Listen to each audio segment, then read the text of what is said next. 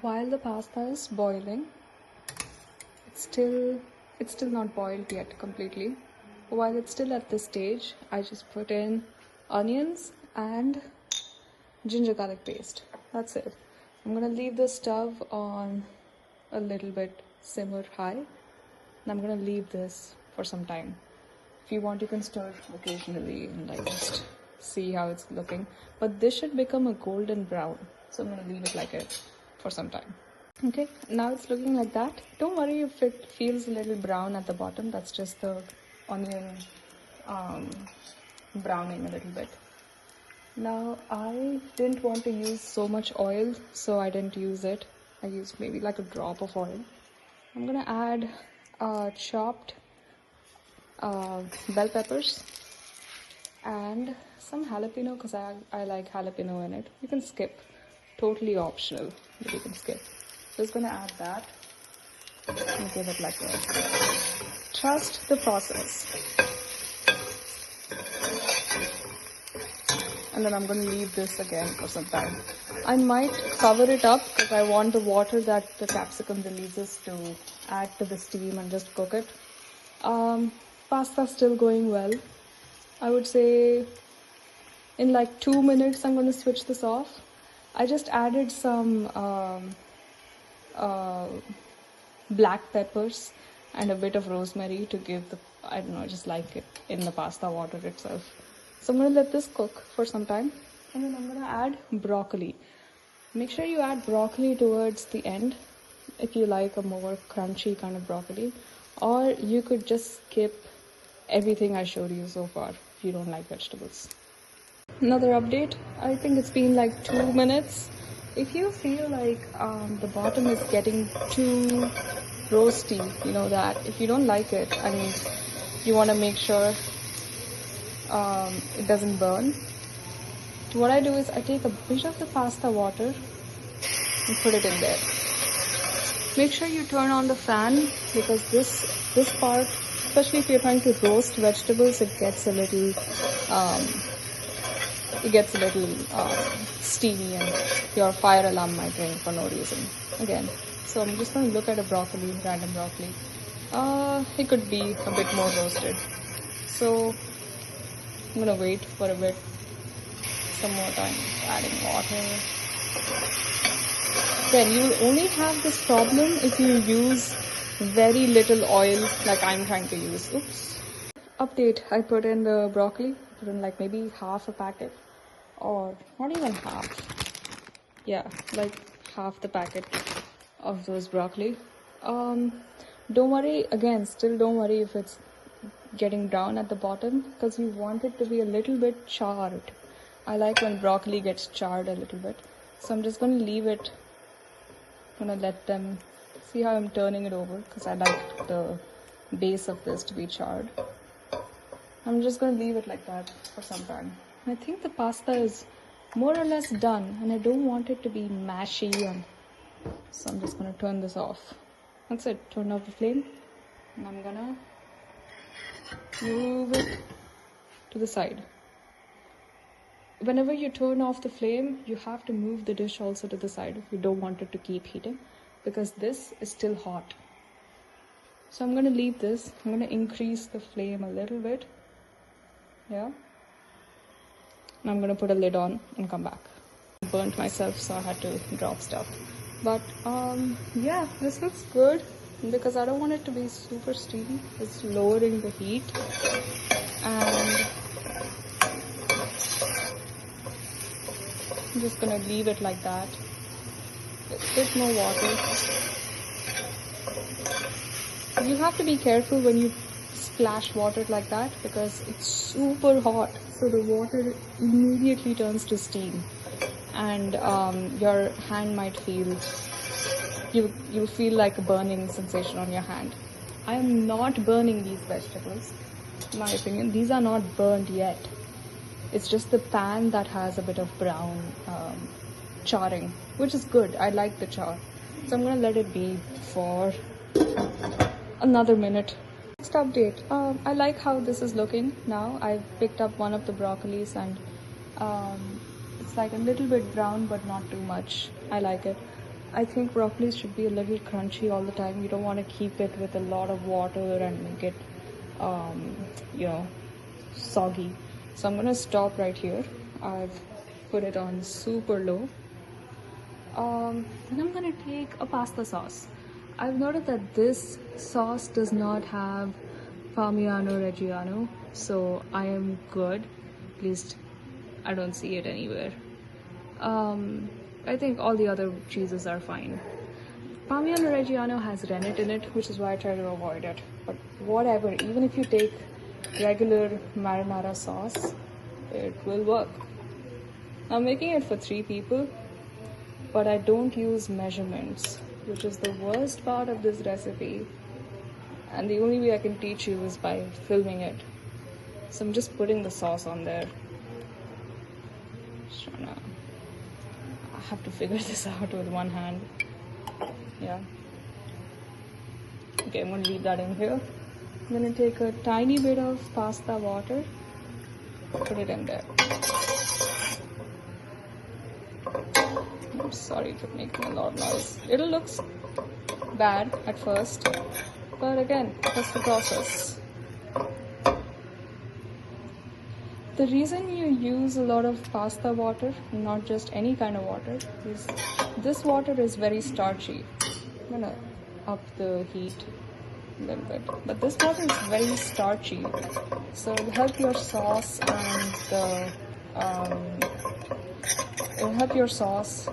and the oil combine. Although there's not much oil here, so I guess you could skip that. So I realized I need a lot more pasta sauce, so I'm just gonna pick this up and do it this way. Yeah, that's more workable. You want to coat the entire base of your pan with this. Again, right now it's super hot, so you might feel like your hand is burning. If you think that way, just lower the heat. Anytime you don't want something to happen, or you think that things are going too fast up here on the stove, just lower the heat. That's all you have to do. So I'm gonna, okay, that looks pretty red, but it smells like tomato. It's like strong tomato scent, which I'm not a huge fan of. I like when the pasta sauce has, like, it should look orangish, but it shouldn't taste like a raw tomato. So to me, this looks very uncooked. I need it to cook. Some people just boil pasta and they mix it directly. I can't do that. That's like crazy for me. Okay, so that's gonna sit here for a while. I'm going to let it cook. Again, increased the heat a little bit. You'll see it start to bubble within a minute. Even if you don't, I don't really need to. I can put the lid back on, but it's gonna be very quick. Maybe in like 30 seconds I'll check back on it again. Another update. It's been barely 30 seconds. And by the way, every time you wait 1 minute or 30 seconds, or the time that you get, clean up. Like, I had vegetables here, I took them out because I'm done with them. Okay, coming back. So do you see this bubbling thing? That's good. You want that to happen because I don't know, it's a good thing in cooking if it happens. I like to, because this is like so red. Let me turn the lights on. Yeah, this is like so red, so I like to take this much milk. Maybe this is I don't know, 6 ounces, but like my hand is this much. This would be like milk, and I'll just pour it in. Just, you can use cream. If you use cream, use a lot less cream. And I don't like my sauce super thick. I like it pretty thin. Oh, make sure your heat is super low when you're doing this, otherwise the milk will start to split and you will get like weird curd lumps, and you don't want that. So keep the heat super low and mix in how much ever milk I showed you. Now you see that it looks very creamy, or it'll become creamy. Once you mix it, leave it that way, put the lid back on. Now this is when the real sauce cooks, according to me. I think I'm gonna increase it to a little bit of flame. I'm gonna leave it this way for a while. Took off the lid and I'm gonna let it cook. I see that it's becoming thinner than what I like it, so I'm just gonna take the lid off and let this evaporate a little bit. It's all about playing with the textures. If you think it's too thin, let it evaporate. If you think it's too thick, add some water, you know. I found like pesto sauce, and I think maybe a small like spoon of this would be good. So I feel like it's getting too thin, so I'm gonna add something thick. Note, when you're adding something to thicken it up a little bit, obviously let it evaporate, but do not add yogurt, because yogurt, if you add it to a super hot pot, it's going to split, and you don't want that. It's going to be like, I think the fat separates, not sure of the science behind it, but it's horrible. You shouldn't ever heat yogurt on the stove directly, high flames. Just mixing this in. You see the technique when it comes to mixing? You do this. Don't do that. Keep the spoon flat. Keep it like as flat as you can, and just move it around. That's it. And don't be afraid to grip the thing. See how far my thumb is going? All the way here. I'm not burning. It's okay. You don't have to hold it all the way up here. As long as your heat is low, I'm gonna clean that later. But as long as your stove is on low heat, don't be a scaredy cat, basically. If you're cooking, you shouldn't be afraid of fire. Okay, I like the thickness now. And I feel like a bit of that basil taste is also coming in.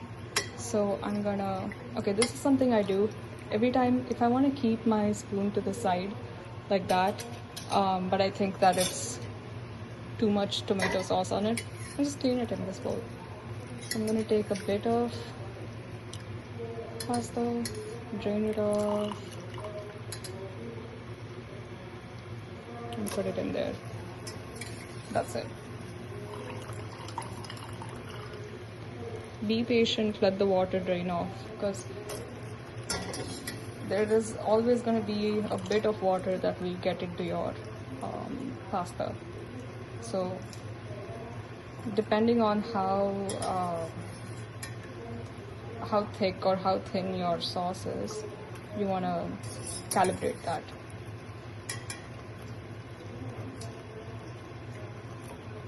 If you want to add more vegetables, you can. I don't write recipes because this is just what I felt like doing today.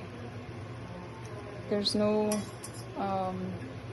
single way to do this. If you feel like adding more tomato, less of the water, do it. If you want to add more oil and less garlic, for example, do it. Doesn't matter. Okay, I'm going to stir it in. Now, I wouldn't call this ready. You know why? Because imagine this is in your plate and you pick up a bit of pasta and it looks like this.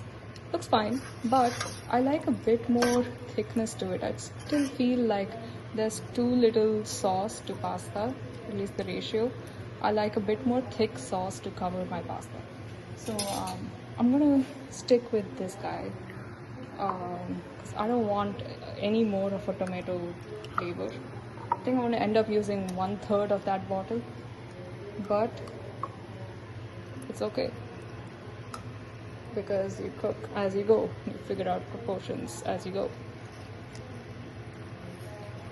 You know, it's very difficult to find vegan pesto.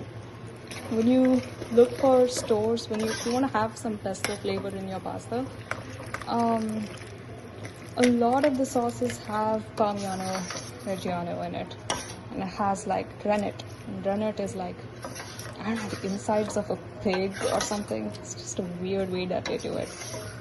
So you want to avoid that particular cheese. and eggs, obviously. Notice that we did not put salt in this, so we already had salt in our pasta water. But I'm gonna taste test and see if it needs salt or not. I'll be back. Only been like 15 seconds, but I love how the sauce is coming together. Now, if I pick it up, I would eat this like in a spoon, with a fork or something. Okay, let's do salt. I'm going to use pink salt because I found pink salt at home. Okay, how do I do this with one hand? Hold on. Salt. This is how much I took in my hand, and this is how I'm going to salt it. I feel like a sprinkle of salt has gone everywhere and there is still this much. I'm just going to put it back because I'm not using so much salt. All you need is a few sprinkles of salt throughout your dish, once or twice. I am so sorry I cannot give you a measurement for salt. It's just very difficult to do. Some people like more salt, some people like very little. Oh, I see that it's becoming thick. Do you see that when you... Oh, another technique to stir. When I say stir it, I'm gonna scoop a bit of pasta, and you see I'm turning my wrist, doing that. And when I get all the way back to where I started, I'm gonna lift it up and put it in. So that's it. It's simple. Don't do this. Don't do that. That's not how we stir. Again, I'm gonna add a bit of water because I feel like it's getting super thick.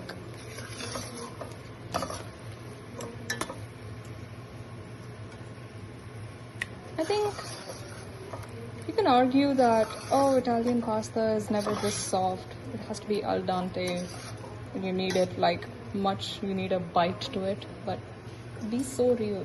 I don't like the bite, to be honest. So I'm just gonna leave it like that. I'm gonna lower it.